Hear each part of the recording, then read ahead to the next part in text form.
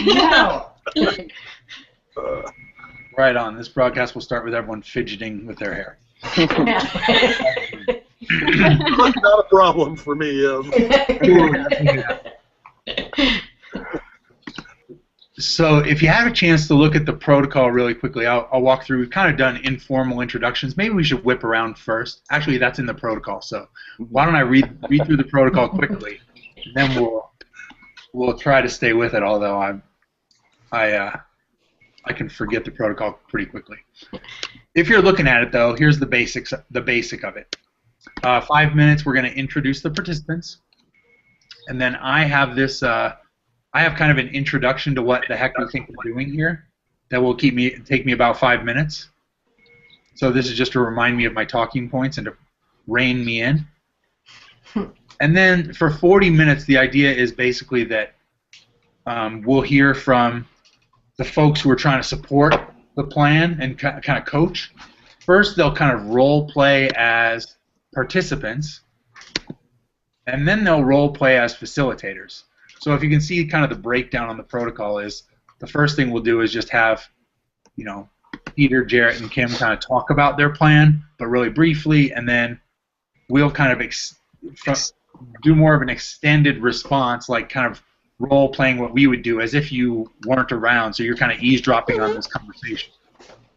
And then you'll have a chance to kind of just rephrase what you heard, or maybe ask clarifying questions.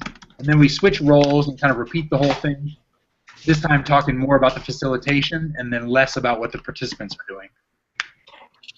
And then at the very end, because this protocol protocols can always feel contrived, and so I want you to know that you can break from it, and you can also get done with this meeting and say, whoa, that wasn't the support I need, and just know that we're happy to provide different types of support, whatever you need. This is supposed to add a little bit of value. So that's the protocol. And now if you've got it up, you have a basic understanding of what I think we're doing there. So how about we go ahead and introduce ourselves. And I'll go really fast. I'm Joe, and I'm from the Denver Writing Project.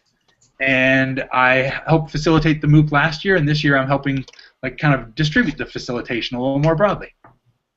Cool.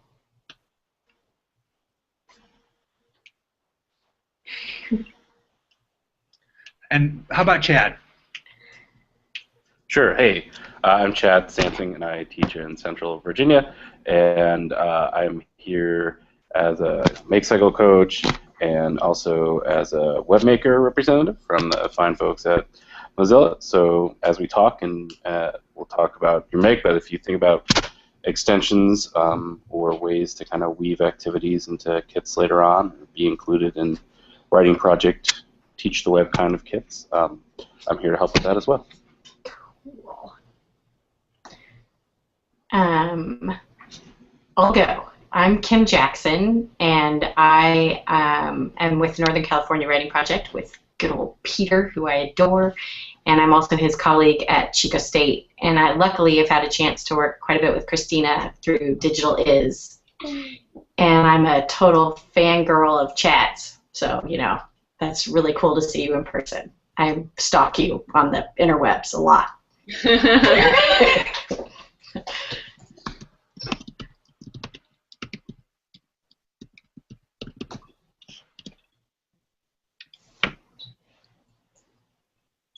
So I locked up there just for a moment, so feel free to keep introducing yourselves without having me prompt you. Jared, why don't you go? All right. Hi, everybody. I'm Jarrett, and I was just telling some of the people, this is really my first time doing anything like this in terms of kind of a collaborative online discussion and stuff, so I'm excited.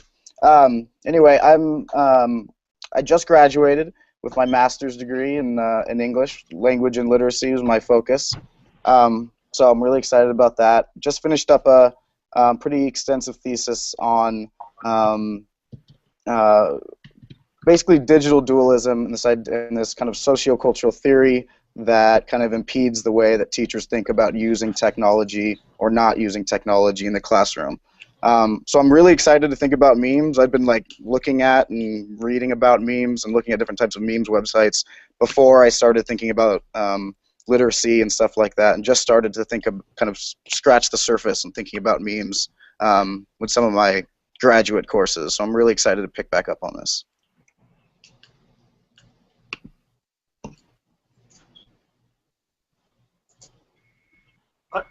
I guess I can go.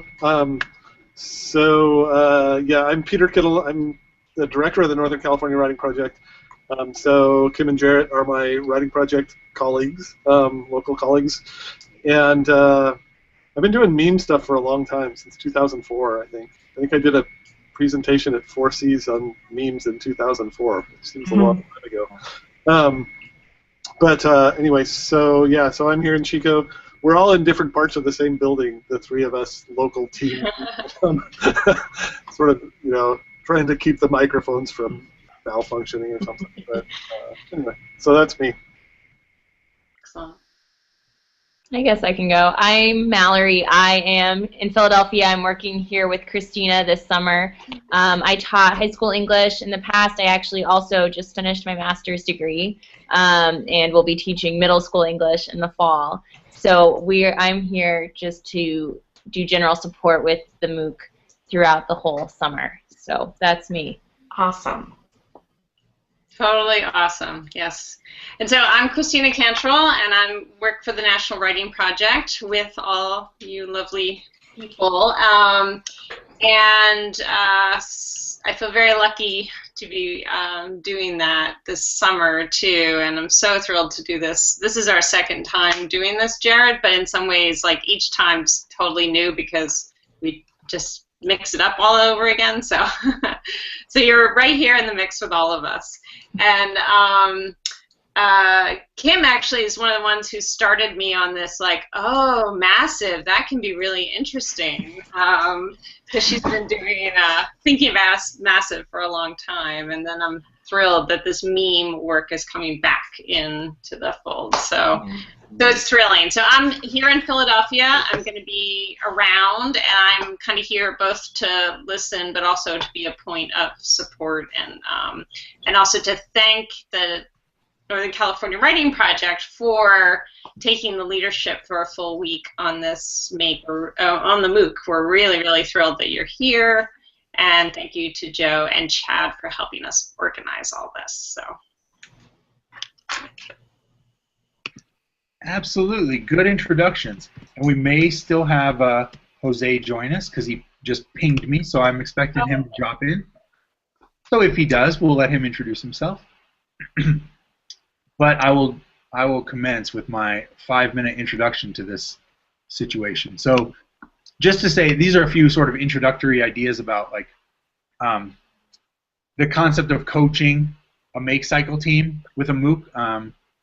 The first thing I like to start off with is the Terry and Kevin story, and it's basically what I've sort of listed in a bullet there on the protocol. That last year, Terry and Kevin had the charge of leading the first week of the MOOC, and they, just exhausted themselves thinking about the possibilities and did intensive planning, and to a large degree, to a huge degree, the first week felt really successful because of the work we saw in the community and the connections that were happening and the creativity that popped up.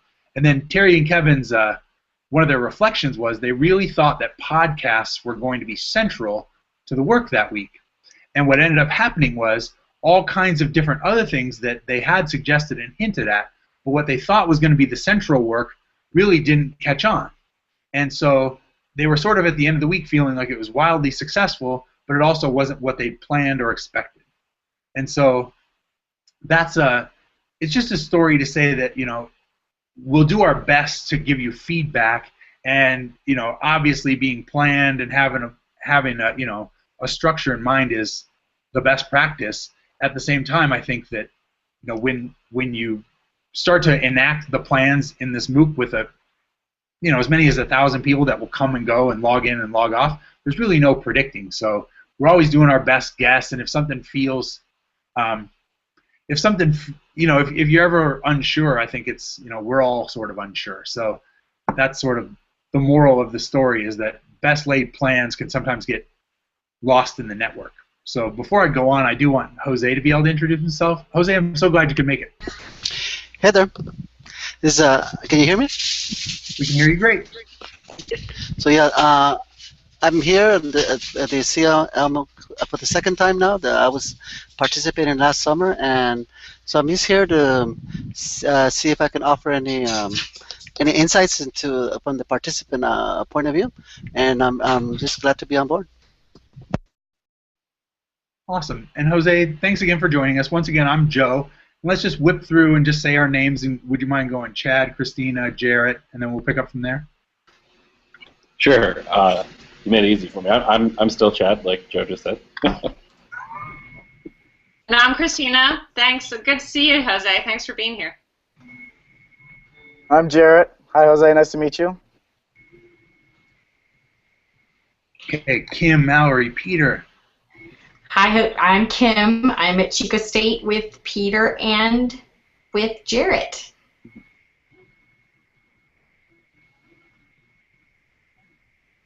Well, Mallory. Okay, sorry. Hi, I'm Mallory. Nice to meet you, Jose. Hi, Jose. I'm Peter. Jose, where are you logging in from? Well, I'm actually a first-time participant for the Summer Institute of Los Angeles Writing Project at Cal State LA. Excellent. And so I'm coming from LA. Cool. Cool. Awesome. And we're excited to have you, Jose. So, and hopefully that Summer Institute's going great. What we're doing is I'm kind of walking us through the very beginning of a protocol that actually gets me to stop talking pretty shortly. But right now I'm just introducing the protocol, so I'm just doing that, and we'll just kind of prompt you as you go. You should get it, and we'll prompt you when about how we're sort of responding to the ideas. Okay. So that's the Terry and Kevin story. So you have to be prepared that best laid plans might get mixed and changed in the network, and what you'll see facilitators and the support team doing is really affirming all the work. What we won't try to do is get 1,000 people who are logging in and out kind of unpredictably to get on task, if you can understand that. So, so if people seem to be going off on tangents and other people seem to be encouraging those tangents, that's the context. So the next point of the intro is that we used to joke before our weeks that you couldn't break the MOOC. And then we'd kind of say, or can you break the MOOC? Maybe we'll break the MOOC. And that's just to say that we supported each other as much as we could last year with our plans, but on the eve of the week, there would always be some sort of uncertainty, and we just used to joke because nobody really knows what's going to happen. And I think that we talk about last year and feel like last year was to a large degree a success, and I would say this is a continuation on the same experiment, and we still don't know what happened. So I don't even know if it would work to try to replicate what we did last year. So the idea is that if something feels like it works or doesn't work, we're just looking at that as interesting. So this comment is to lift any weight that might be sitting on your shoulders at this point. And then finally, before I do actually be quiet, the idea of this coaching session, you can imagine that we could give your team an hour to talk about the plan and about all your thinking about memes, and you guys could easily take an hour. And similarly, any one of us could probably talk with you about your plan for an hour. And so what we're trying to do instead of that is take a rapid prototyping sort of bent on this protocol, which is instead of going deeply into your plan, we're going to ask you to participate or to share your plan like really too fast. And then we're going to try and provide you with a lot of feedback from people that have a really basic understanding of your plan. And the idea there is when you push your plan out into this large community, the community will certainly respond, and there will certainly be some types of feedback. And so what we're trying to do is just sort of give you a preview of that, right? And so our best thinking about what participants might do, and our best thinking about what we might do as facilitators, and then hopefully afterwards you have a lot of feedback to take and think about. But it won't be well considered like hours in the making feedback. So that's just to explain the purpose. So if this feels fast, that's why. So now I am going to kick it off to Peter and the team. What I'd like you guys to do is take 5 minutes just talking about your plan kind of as quickly as possible, thinking about what might participants do.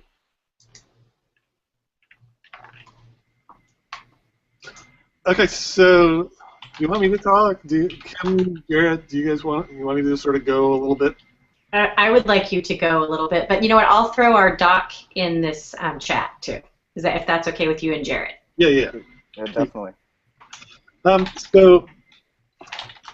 So we've talked a little bit about. I mean, Joe, do you want to? I mean, I guess the thing that there are some protocol kind of things that I'm wondering about. So Yep, I know that we have to do like we do a newsletter thing, and then we do the Make With Me, and then the Twitter chat, and then another newsletter thing. Is that right? So so the thing that we've been talking about mostly has been more the like Make With Me thing in terms of like sort of figuring out what we would do in that. Is that the part that you want us to protocol about? That's exactly it. Okay.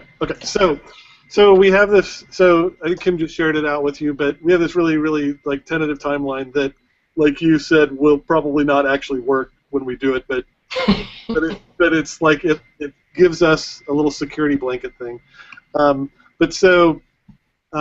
So we would do the general sort of like introduction sorts of things, who we are, that kind of stuff. A little bit of background on memes, which should be a lot of fun because memes are fun things. We'll talk about them, we'll not just sort of introduce what they are and how they work and things like that, but then start to look at some like specific examples, and then talk a little bit about why we're interested in them as literacy educators, because of the sort of discursive elements of memes that are relatively simplistic superficially, but are actually reflect pretty complicated rhetorical moves that somebody has to make in order to be successful at creating memes. And then we'll introduce some tools that are useful for making memes, and then I think that we're thinking, and I don't know how this will work, we're thinking about making, like, each of us making some memes, like sharing our screen and showing what we're doing and talking through what we're thinking about as we create the memes, so a little bit of like, on-camera writing, composing in the now sort of a thing. And then we're gonna like ask people to sort of, we'll do this and we'll ask people to think about this as well, sort of focusing on like something from the past school year, for instance, because that's sort of like still fresh, so it could inspire some interesting things. Then sort of like do a little bit of a talk about, like what just happened, sort of a thing, and wrap it up. I mean, I think that's sort of the plan. And Jarrett and Kim, if you have, like, if you can elaborate or anything, that'd be good. Yeah, I could jump in, Kim, if that's okay. That's great. Okay. So if you're looking at that Google Doc, I've kind of just jotted down some quick notes.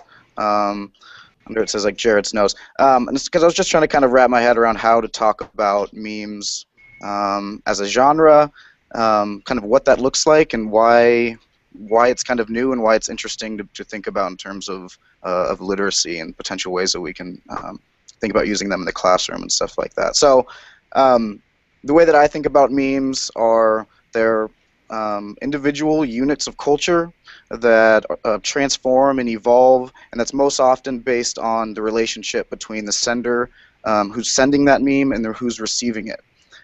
So what's interesting about the memes is that they're never static, they're always in flux and ever-changing. So it seems like, to me, memes are kind of a genre of expression that is only partially fixed. That like there's a specific discourse and codified language that are specific to each individual meme, each individual picture, or even GIF, if you want to call them that, but I don't think we're really going to get into GIFs that much.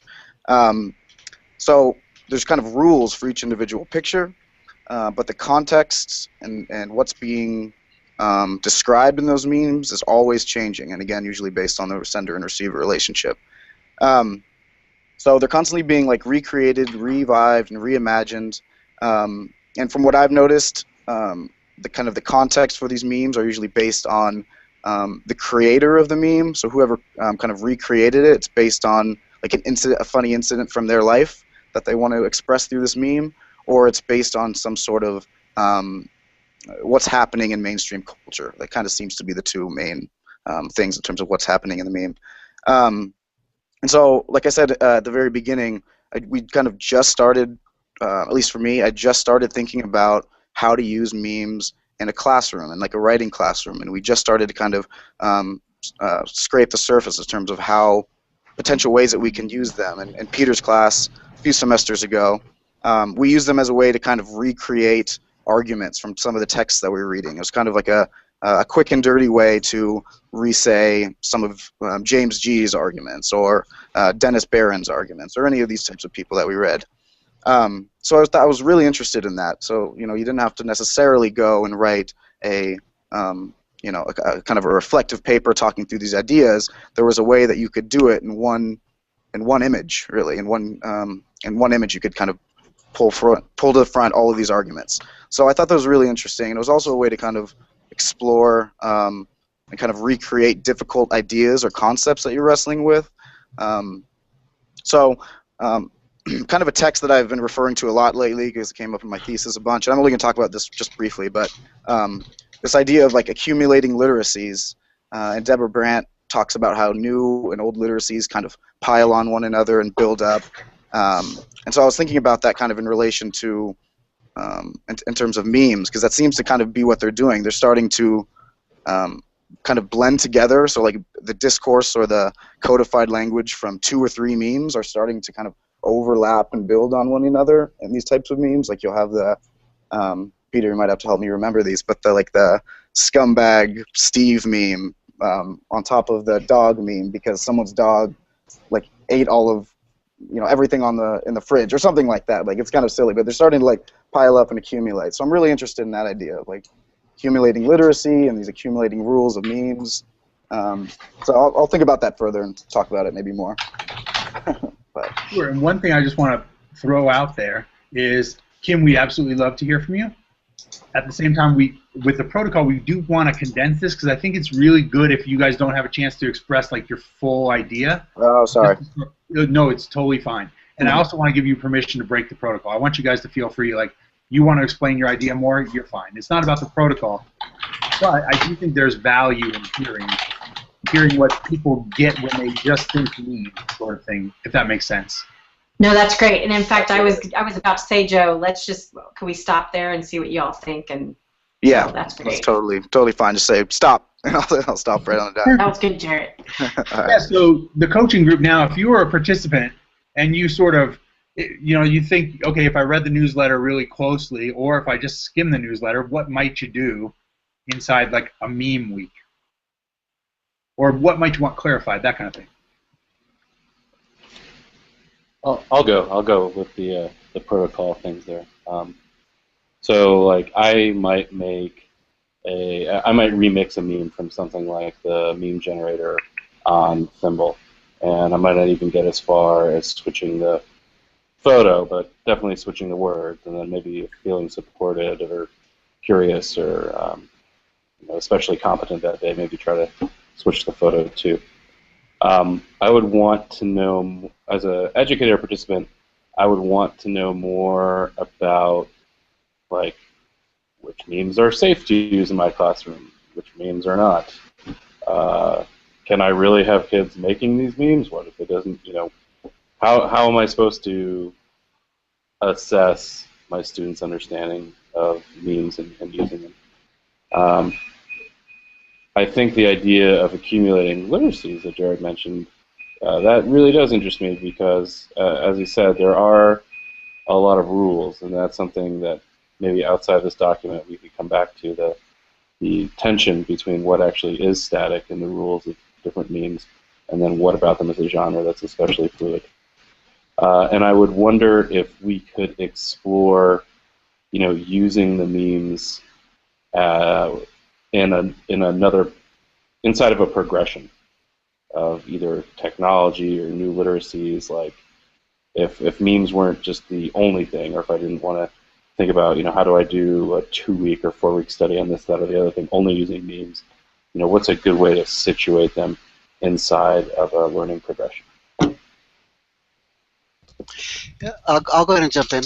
I think also as a participant, what I would look at is you mentioned that the two different kinds of memes, the personal meme and then also the like a personal experience meme, and I think from the summer of make and learning, that's always been for me. It was a big part, the play part, and so I would want to see that from the team, or you guys presenting an example perhaps, and a tool that I could remix easily as a participant, and then maybe as the week progressed, I would look at maybe a genre or genres where I can put several memes together, perhaps. And so, depending on my time, I think last year I tended to want to jump in early in the week and to see what everyone else was doing, and so that I could kind of follow a few examples. And then if I felt, especially with this kind of thing with the memes, I would want to produce some of my own. And I would want to know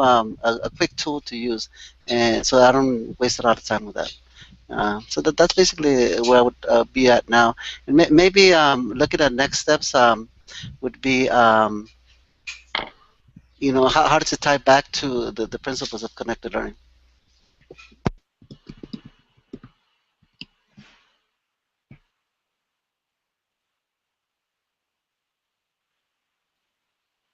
Okay, great. Yeah, this sounds exciting. So I might want to make a meme, actually. So just to say that, like, on the front end of things, I think I'd want to, like, make one, because it's like that thing that it's, like, kind of easy to make one technically, but it's actually so complicated rhetorically and that it might help me to, like, make one, to know that. And I was thinking I'd want to make one maybe on paper too, or like I was just trying to think like what I would make it with. Like would it be one of the digital things or what? So that was a question. I'd want to know more about like I was thinking to like the know your meme idea, right? Like you really need to know what you're talking when you're like that's what's so hard about it. You need to understand the ideas and images you're using, and like what about when difficult topics come up. I mean, that's just something that I realized, like some of those memes are actually quite offensive, and what do like what's that whole conversation about? And they can go in those directions pretty easily. So that was sort of a thought. What really interests me, I think I'm really also interested in this like accumulation thing. And actually, I was really interested in what Chad just said too about the progression, the memes inside of things. And I was wondering about other forms of things that contain memes. So like the GIFs, actually. Like what are the memes happening in there? What are the memes happening in different things? And then I would wonder if we could explore things like that, forms that contain memes, and that just sort of like where can people like you start with this one like rhetorically challenging thing, and then like where else do we see those kind of challenges in the world? So. Yeah, and my thoughts echo a lot of what everyone has said already, but I think I would definitely want, like Christina, to just try and make a meme, get into those apps that you guys are talking about where those can be used and create one. Although, sort of like what Chad mentioned, I'd be really interested too in thinking about how I might be able to put this into a classroom context or with teaching writing. And we've kind of been talking about old literacies and new literacies. So that's really interesting to me to think about. How can I bring some of these ideas that we're doing and then incorporate them into a unit type of thing. I also would be really interested in exploring which I noticed this in your document a little bit, but exploring the definition of meme. And there's those, because there's the just picture memes, and then there's also the ones with the images that move. I forget what those are called, but so do those count as memes? And then, like Christina mentioned, do the paper memes. So is there a strict definition? Can we play with the definition? So those are my thoughts.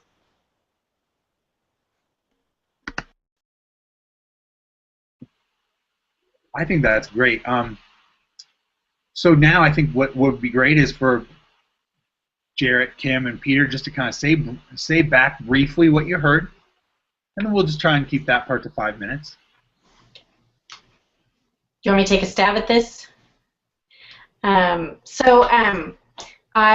first of all, I really always appreciate the reminder.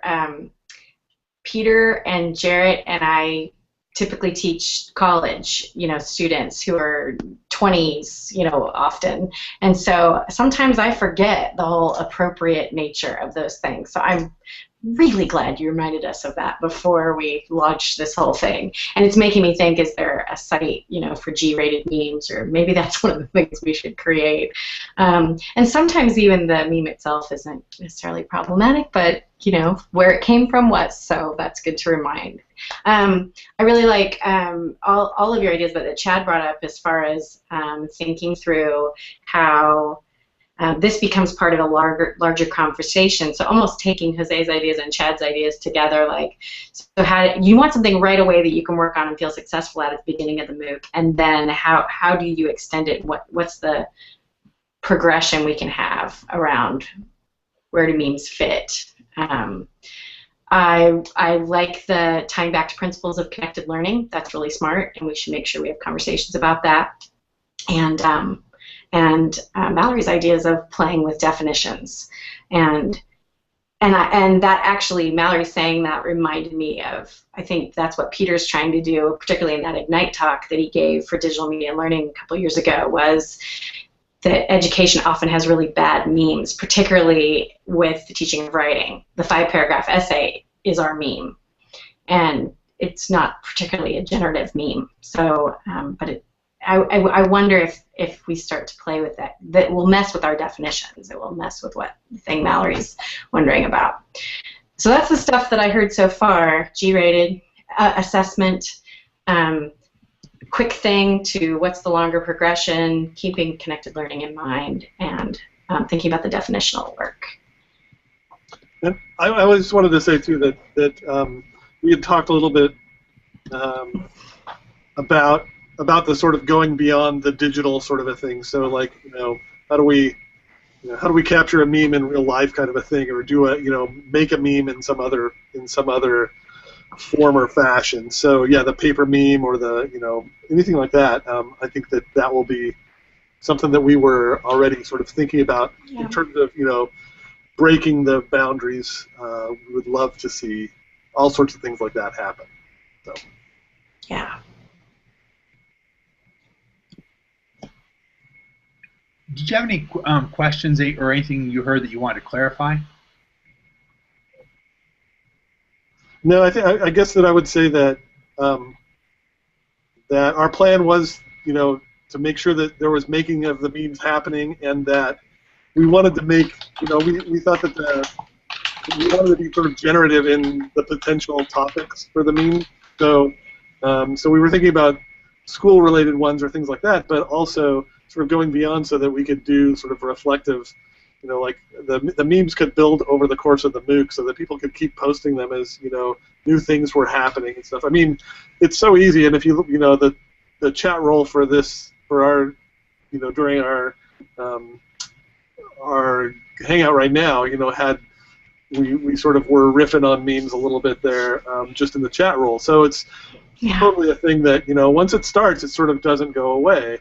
And that's a thing that I think is like a really fun but also potentially powerful and sort of a transformative kind of a thing to sort of think about how memes might make us think more deeply about some stuff. Could I ask, I mean, this is kind of a broader conversation maybe, and so Joe, you can say, well, that's for later, than just particularly leading this, but one of the things, we have a TA in our program who's just designed a new syllabus for international students, and she has memes as a component of the writing in that class. She's using fairy tales as kind of the base text to think about culture and how fairy tales run sometimes through cultures, or how they have different cultural implications. And then she was going to have the students turn those fairy tales into memes, which I think is really, really smart, because of the layers of memes. You have to understand the cultural referent, sometimes the pop cultural referent, sometimes the meme referent, right? There's a lot of layers there. And I just wondered if there was a way we could more intentionally have a conversation about ESL as this part of this week, or how this fits in a classroom that also adds a layer of language to having to deal with all these layers of memes. So I didn't know if you had suggestions about that or what you thought about that. Let me handle that the best I can, which is to say that because we're about to switch gears and then think about like what would happen if you three like won the lottery and moved somewhere else and left us with your plan, and we had to facilitate it, not to your satisfaction, but just we had to make it go. And we can hear the other ideas. The one thing I would say, especially as I hear you talking about it as though you might have a static audience and you were going to be able to guide them and respond to raised hands kind of thing. Yeah. The thing I would just say is if there's a powerful conversation that you'd like to see play out, I would say try to have that conversation in open spaces. Don't try to worry about how many people are involved. Have that be one of the things that's happening, but don't try to worry about how 1,000 people who may or may not even be logging in, don't be trying to get 1,000 people to do it. That's my short answer, but I think it's also a good point to transition, because I think the next piece of feedback you'll start to hear some layers around, oh yeah, they're not students, and they might only look at our newsletter for a second, and then they might only participate for 20 minutes, that kind of thing. So if it's okay with you, I think I'd like to transition. Is that fair? Yeah. Awesome. So now, maybe let's take 2 or 3 minutes for you all just to say, like, what are the key points of facilitation for you, and then we'll respond with how we'd facilitate it if you abandon us. Peter, can you try to take that on? I'm not muted. Okay. What are the Joe? You got to say that again, because okay. So what are the key points of facilitation? So let me read it off the protocol so I don't go too far south. What are the key points of facilitating or leading this make cycle? And so I'll give you a hint, Peter, to best I can. You already said you thought it was really important that the meme making started early. Yeah. Is there anything else that you guys have kind of said, oh yeah, that's going to be really important? Well, so one thing is like, I think that it's important for people to understand that memes, oftentimes what people see when they think of a meme is the image with the text on the top and the bottom, right? That's a meme. That's what my children say. I saw a cool meme today, whatever. That's what they are talking about. I think that it's important that people understand sort of more, a fuller understanding or definition, I guess, of what a meme is, because, Richard Dawkins, when he was talking about that and defining memes, was being a lot more. It's a much more complicated kind of a thing. So I think that one of the facilitators' job is to let people see the easy entry into memes and also the sort of deep pool beneath it. So that's a job of the facilitators. The job of the facilitators is to show people tools that can let them join this meme-making discourse community quickly, easily, and with sufficient failure and success ratio to make it engaging and good, right? Because you gotta screw them up a little bit before, and then you're sort of like, oh, now I get why that one wasn't very funny. Huh. Right. Oh yeah, I spelled it. It's a cat one, and I spelled it all correctly. Bad one on me or something, right? So that sort of thing. And then I think that the third thing is to invite continued sort of revisits of the memes in ways that let them sort of keep developing sort of a fluency within that genre or that form, but also, as Jarrett was saying, sort of pulling in maybe the stuff from the first week and the week following ours and the next week after that and things, so that it's kind of iterative and reflective and generative. And so, I imagine that there will be lots of connected learning MOOC memes that will show up, and things like that. So, that's sort of what I think is our job, is to sort of find those things, make sure that they're clear, foster participants being able to dip in and dip out and sort of do this. Does that make sense? I think that makes perfect sense. And so now what we'll have the coaching team do is just talk about what you would want to emphasize, be aware of, or prepare if you were facilitating. So you might say, I'll drag these in the chat. Actually, Chris, you're probably beating me to it. Good job. So sort of some sentence frames. There we go. So have at it, coaching team.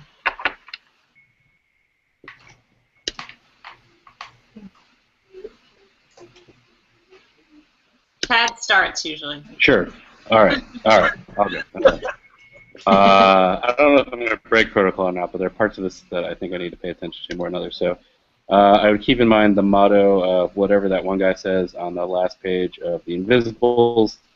If I saw people making memes incorrectly, I might remix them into truer versions of themselves to start a conversation without ever saying their memes were not used correctly.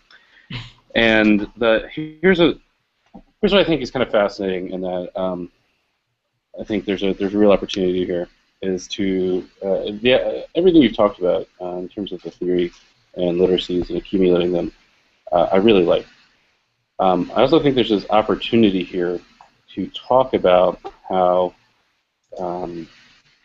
educators, adult educators, especially in formal learning spaces, look at the literacies kids have as being very simplistic, as being places to start but not end up, things like that. Because you look at a meme as someone who's not inside of communities who uses memes, and it's almost like a doodle on the page in the 80s or something. But there's a lot to unpack about its assumptions and pedagogy and all kinds of things. Like, in many ways, the use of memes is kind of like a microcosm for how formal educational spaces treat youth culture. People don't really go into those places. Like, I know in real life, I know very few teachers, for example, who are Redditors or who use Imgur, which are communities that use memes, all the time and are a step up from the most questionable kinds of places of the internet, which you probably don't want to get to in your make cycle. But going to those places and learning how to use these things, or what they mean, or what you can do with them, is something that I think is valuable to educators. And this can be an opportunity really to go to those spaces to see how complex the interactions are, but also to start developing a nose for, and the side of, light side, dark side, the force, good and evil, like which memes are really kind of spiteful and harmful in almost all their forms. Yeah. And which you might want to use. You can't really do that from the surface. I mean, I've seen plenty of people, kind of meme novices, will take a really kind of horribly inappropriate meme and put something on it that's supposed to be kind of cute or humorous, but it's for people who understand what the image is. It undercuts that message and makes it kind of sinister. So I don't know. I just think there's an awful lot you could do here to help people explore using memes, but also look at their own assumptions about youth culture, formal learning's assumptions about youth culture, and to think about how they can go into other spaces, not just meme spaces, and find the parts that are useful to them and to their kids and learning. Does that make sense? Yes. Jose, what do you think? Well, I might be explicit about what a meme is not. I think if you're going to present at the beginning of the week some examples of memes in education or examples of memes in popular culture, then maybe what it isn't in our sphere or in our classroom experience. And so I would keep in mind, I guess the motto again, being participants or participatory. I'm not going to ask you, the participants, to do something I'm not willing to do. As in, the model, like, if the facilitators are really active, especially like in the Google Plus community or through Twitter chats or whatever it is, that's what I want to see as a participant too. I mean, if I was facilitating, I want to be out there and providing models for everyone else. And if I saw like a lot of like tangents, I might want to respond by bringing a few together, or finding genres of different things, and maybe starting to curate some of the memes that are out there. And so, I mean, I think if we were facilitating a week like this, and last year I'm not sure if it was an actual strand that was planned or not. I just all of a sudden started seeing some memes out there, and then we just started exploring. So the big thing is allowing space for that exploration, and then some guidance as the week progresses.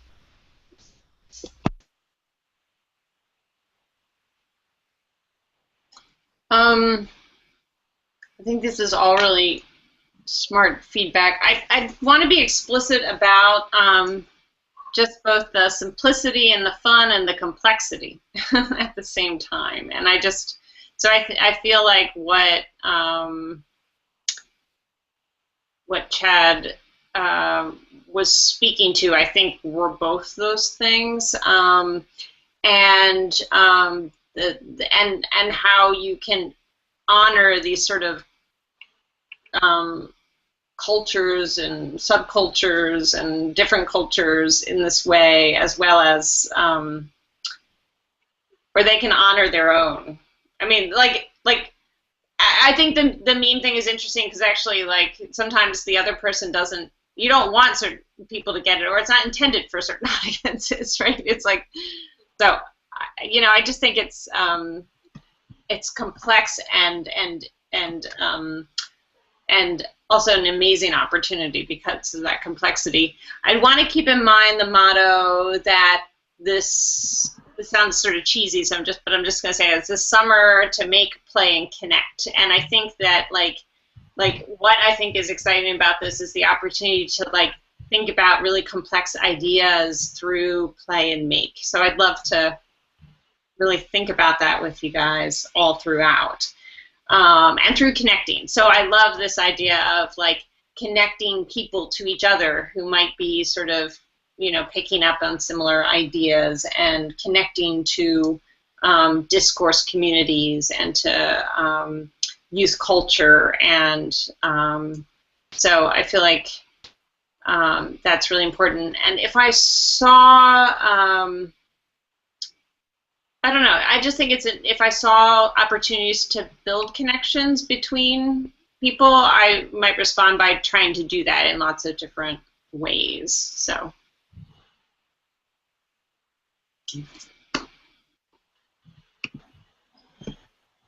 I don't have too much to add. I feel like everyone's given a lot of great feedback, and I think a lot of what I would say would be a little bit repetitive. Although, if anything, like we've mentioned, I would be explicit about the complexity that could go in with memes and the various forms that they can take. And while we also, I think it's important, like Jose mentioned, to understand what a meme is not, to also understand where you can go with a meme.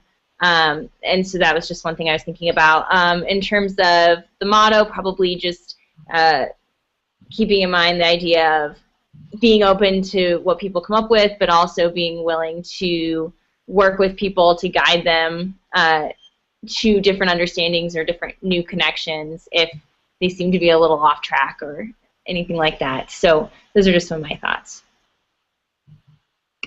Yeah, and one thing I'd like to add, that because this kind of stuck with me last year when memes started to pop up, was Anna Smith talked about the connection between memes and semiotics, and I think that was interesting to me because I think that you guys are looking to have people go deep and think deeply about it. I wonder about, you know, just the connection between signs, you know, sort of writ large, and also the idea that, you know, if we're trying to understand memes, can we also, you know, connect with the idea that we're, you know, signs and signage is all around us, and it, you know, we constantly make meaning of it, but it also has a tendency to have like an impact on it. So I just wonder about, do you think that semiotics might come into the conversation?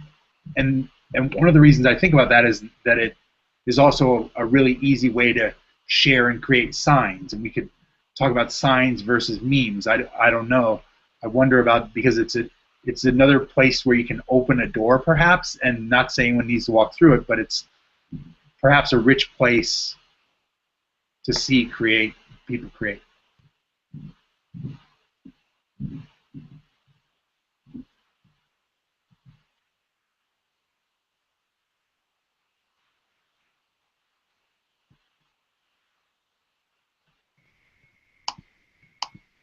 So I'm doing wait time because I think that's a good practice, but I also don't know if everyone just like doesn't understand my dumb protocol.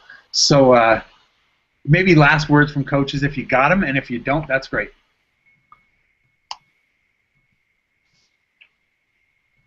I was trying to go back on chat. I was trying to think about like the connection between the semiotics thing and the 5-paragraph essay, and I'm not sure if I can like articulate the link, but I do think it's like expanding. There's this idea of expanding the notion of like the curriculum we're in, the ways symbols and signs move what we do in the world. I don't know. I think that's pretty fascinating, but it's not really a last thought. It's a last meditation that I'm working on. Sorry.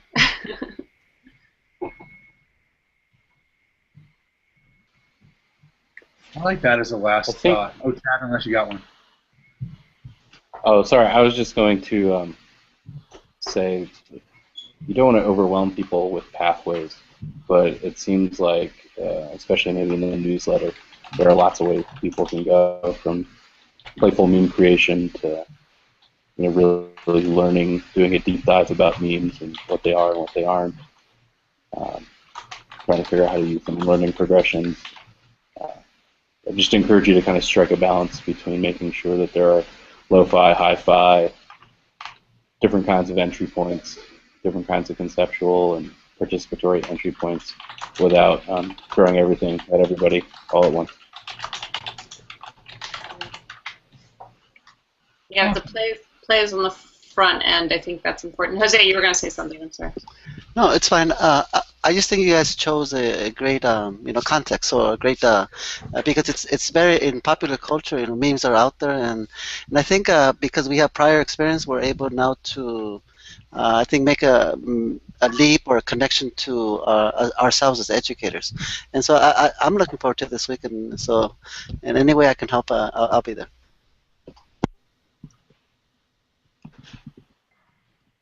That is a great. I'm really excited about. Oh, go ahead, Joe. Sorry, Mallory. Go ahead, Mallory. Go ahead. No, I just wanted to say I'm really excited about this topic. I think there's a lot of possibilities. I'm looking forward to seeing what people make. I'm looking forward to making some things in this cycle as well. So I'm looking forward to seeing how this whole week plays out, and I think it'll be great. Okay, so thanks everybody. Now I think it is a good time for Peter, Jarrett, and Kim to share sort of what did you hear. So let's just take 5 minutes. What did you hear, and certainly clarifying questions if you have. Well, I'll maybe start briefly here. So I really liked, I can't remember who picked up on this first, but this idea that we have something like as educators to learn from the ideas of memes, from the study of memes, and that they're fairly, like at a surface level, when you glance at them, it looks pretty simple and not very, not very complex. But when you think about it, when you actually start looking at it, it's more layered and complex than we realize. And so I like that idea when we're thinking about, I think as Chad was saying, you call it like youth literacies. We're thinking about kind of how a lot of youth literacies are like devalued or kind of not appreciated and stuff like that. Like for video games, for one, they're a distraction, they're problematic in some ways, whatever. I think that kind of argument is placed, kind of misplaced in a lot of different types of literacies that youth value and stuff like that. So I like that a lot. And I like this idea of memes and semiotics because I think when you look at a meme, even before you read the text, you kind of know what it's going to do. It has a sign. So even before you read the text, you know it's going to be saying something about why someone was being a jerk, if it's the Scumbag Steve meme or whatever. Yeah, so that's kind of my input for right now.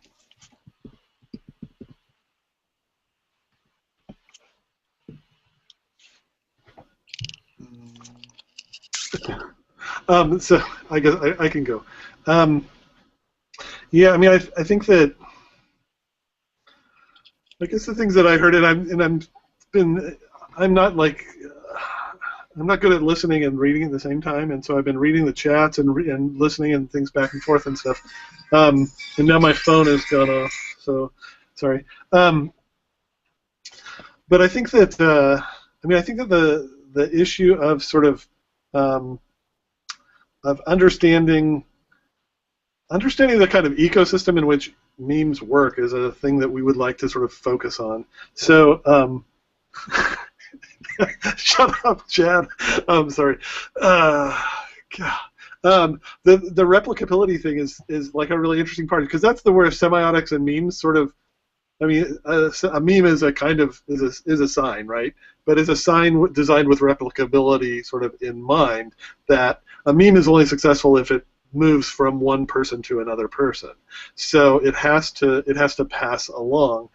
And so, I mean, I think that the direction that we could go with, and this is like, people have said some stuff about, I did that Ignite talk, and my sort of call to action of the Ignite talk was, we got to get better memes in education. So I think that we can start to think about not necessarily the memes as defined by this particular genre of the square picture with the text on top and bottom, but of it as an action to sort of like, making memes means spreading ideas about education that are different than the kinds that are currently prevalent in media. So, I mean, I think that that's sort of a direction that we can push toward as well. And I think that that's sort of, I mean, that sort of brings it into that sort of larger context that Joe seemed to be sort of alluding to. So, I don't know. I want to make sure that we also, I mean, I really like the idea that Christina was bringing up about not losing sight of the make play and the connection part. And so this is a trivial way to imagine that, but I am thinking like, would be cool if over the week what you start seeing happen are these kind of co-authored, or group-authored memes. I think about, I played this game all the time as a little kid where you'd draw a picture like the head on the top of a piece of paper, and then you'd fold it over so your friend couldn't see it, and you'd just have the neckline below, and then they'd draw the bottom, and then you'd open it up and you'd have this really cool monster that, or picture that wasn't really connected. And I'm just thinking about, like, that was the most fun thing I can remember doing, or starting a story and someone finishing it and getting it back. And so I'm thinking about how we might encourage that or bring it up in our newsletter, or at some point of what would it be like to get the top of a meme and have to finish the bottom, or what would that do for people who are scared to get started, or, yeah. So I like that idea a lot that Christina was mentioning. And, just sort of riffing on that, Kim, I know that God, I was in a different MOOC last spring or something like that. But I mean, one of the tasks was to go back to the week before and remix somebody else's thing that they had done, right? And so I mean, we could ask people to sort of look back at somebody else's work previously and remix it into a meme, and sort of with the rules that it's not cruel or it's not, whatever. And so that sort of warning that and. But I mean, that's sort of a thing that connects people up. Because I remember when people remixed my stuff, I was like, holy crap, some dude in France remixed my poem. What? That's crazy. So, yes. So, I mean, I think that's a really cool way to sort of generate community and connection and things like that. Yeah. Awesome. Well, so I think that's a great, sort of stopping point, and the idea here is that if you have more questions, let's absolutely get them out there now. Although we are just about at time, and the thing I'll say, so I don't forget to say it, because I don't mean to close until we're ready to close, is that we'll invite you to Google Plus facilitators community tomorrow. So the idea here is we don't want to overwhelm you with information, so you don't have to pay attention to anything there. But if you do need support and you feel like you need time-sensitive support, that's the place to post. So you can ignore it until you say, hey, I want more help with this right away. And that's the purpose. The purpose is not that you have to pay attention to the larger conversations that happen. So that's the idea, that if there's anything we need to slow down and explain, or anything you want us to talk through with you, that's the place to hit us up, and we have willing folks to do it. Great. So the question that I have that's maybe quick is, can you send us? Can you maybe send to us, or send us a link or something to previous newsletters from last year, like sort of the things that came out beginning and end of weeks, so that we just have a model of like length and descriptiveness and that sort of thing, because that would be helpful. Yes, sir. Okay. Yep, that's coming. It's a Google Doc, and what it has is it has 2 of the newsletter examples, one on top of the other, and then at the bottom it sort of has my generic outline along with updated links that you'll need, because the old ones are outdated. Perfect. Neat. I'll put that in the chat right now, just so I don't say I'll send it later and don't. But I will send it later. That's awesome. Thank you. Anything else? Any other questions for the good of the cause? Well, just that's the nuts and bolts, and I can't remember if we heard the answer, or if you may have already said this and I missed it, but does someone else host the Make With Me time, or are we the hosts of that time? Does that make sense? Yep. Okay. On our side, Mallory and I will be setting up the Make With Me Hangouts, because then it pulls through the Ed Innovator, YouTube channel. So right. So we'll do that. Okay. And then with the newsletters, you guys are mocking them up in Google Plus or Google Docs, and we're putting them into WordPress to get them out. So we'll actually hit the out button, like the send button. Okay. And what's the other? Oh, and Twitter. Well, Twitter is Twitter. Yeah. I don't think any of us can stay off the Twitters. All the Twitters. All the Twitters. All the time. Yeah, that's great. Cool. That helps. Woohoo! I'm excited. Yeah, this is awesome. Yeah. Yeah, anything else?